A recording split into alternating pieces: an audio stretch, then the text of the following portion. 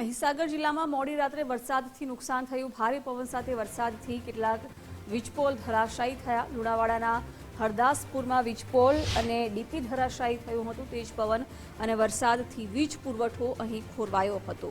MGVCL દ્વારા વીજ પુરવઠો શરૂ કરવાની કામગીરી શરૂ કરવામાં આવી છે।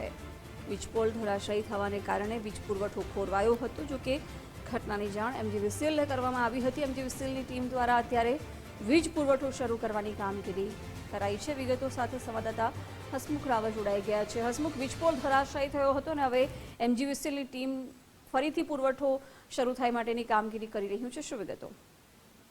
જિજ્ઞાસા, જે રીતે વાત કરવામાં આવે તો મહીસાગર જિલ્લામાં મોડી રાત્રે પડેલા ભારે વરસાદને લઈને ભારે પવન ફૂંકાયો હતો। ભારે પવનને કારણે ઠેર ઠેર જે નુકસાનીના દ્રશ્યો સામે આવ્યા હતા। કહી શકાય કે લુણાવાડા તાલુકાના હરદાસપુર ગામમાં એક વૃક્ષ પણ ધરાશાયી થયું હતું ને જેના કારણે જે વીજ પોલ છે 4 જેટલા વીજ પોલ ધરાશાયી થયા છે ને જે ડીપી છે તે ડીપી પણ ધરાશાયી થઈ હતી। તેને લઈને જે ગામ લોકો દ્વારા રજૂઆત કરવામાં આવી હતી, જેને લઈને એમજીવીસીએલના જે અધિકારીઓ છે તેમની દ્વારા તાત્કાલિક સ્થળ પર પહોંચીને અત્યારે હાલ જે ગામની અંદર જે વીજ પુરવઠો ખોરવાયો હતો તે ચાલુ કરી દેવામાં આવ્યો છે।